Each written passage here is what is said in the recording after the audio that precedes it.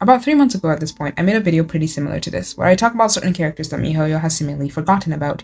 I decided to make another one because Genshin has a lot of underutilized characters. I feel like there's a lot of characters that could benefit from Mihoyo paying attention to them and actually improving their lore and importance in the story. So let's talk about them. Wander was supposed to be a part of this list, but now he's more of an honorary mention. I was going to dedicate a section to him, but his involvement in the new event made it unnecessary, and I already made a video about him. Wander's importance to the story seems to be coming back, and I'm very intrigued to see what Mihoyo plans on doing with him, and it seems the next time we see him will be in Mondstadt when Durin wakes up and maybe Albedo tries to destroy Mondstadt or something. I can't wait. Let's get into the actual characters of this discussion. Jean, the acting Grandmaster of the Knights of Favonius. She's basically the unofficial ruler of Mondstadt at this point. I know Varka is technically the Grandmaster, but Jean might as well be. Even Varka wouldn't disagree with having her be the actual Grandmaster, with how much she cares for Mondstadt and the citizens. Jean's family, the Gunhildr clan, were involved in the liberation of Mondstadt from the aristocracy rulers. Surprisingly, both her parents are alive. They are with Varka at the moment, so who knows, maybe they won't be alive for much longer. I'm not quite sure what her mom is, but her father is the leader of the Church of Favonius. If she becomes the Grand Master, her family will basically have the most power in Mondstadt. Ignoring the political aspect, despite being such a strong and well-respected ruler, she is reduced to overworked female character, because Mihoyo has just decided to not improve the Mondstadt characters for some reason.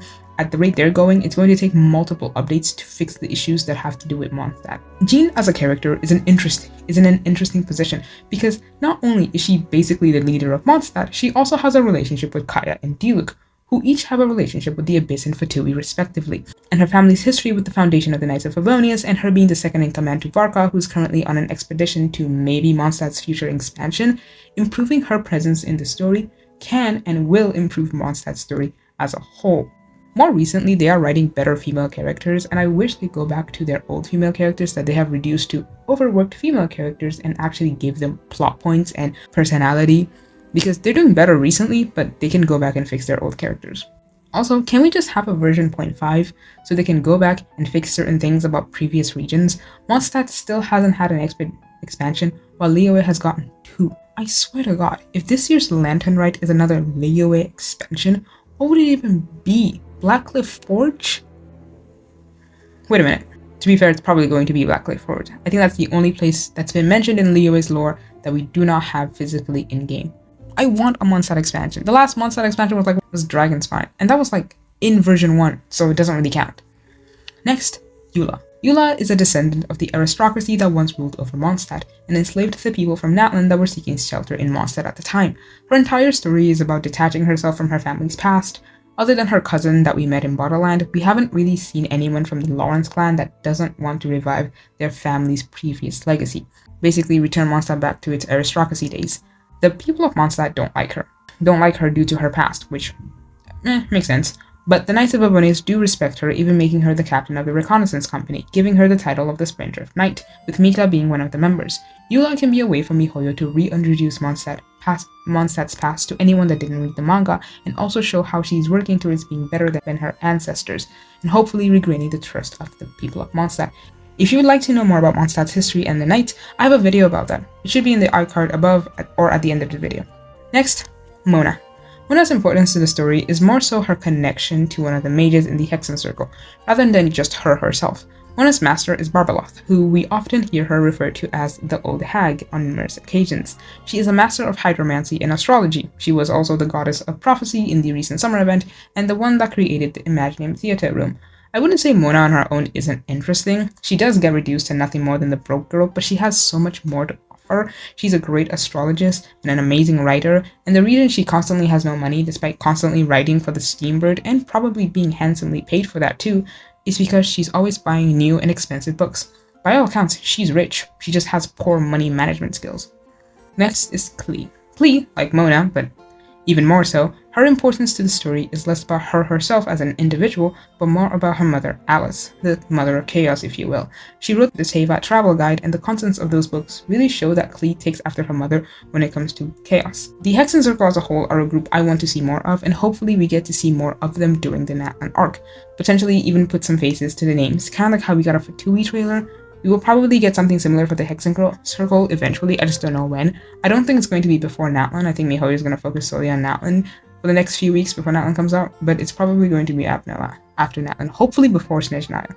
Last but not least, Collei. I'm a firm believer that Kokomi is the poster child of wasted potential. Kole might just be competing with her for first place. Kole had so much build-up in the manga, which, by the way, is still incomplete for some reason. Honestly, I feel like they can afford to continue the manga at this point, so I don't know why they left it on the back burner for so long, when Honkai Impact has numerous amounts of comics explaining certain parts of the lore. I feel like due to Genshin's extensive history and how convoluted some of it might be, showing the past through the comics might be a good way to go about it. Anyways, back to Kole. She had a lot of build-up in the comics, but she was kind of borderline not too important in the actual Archon quest. They could have given her all the screen time they gave Dunyazard, and I feel like that would have fleshed out her story more than what they decided to do. I know that some people don't like the fact that she was representation for chronic illness, but then cured, but considering how Elazar works, it makes sense she was cured how she was.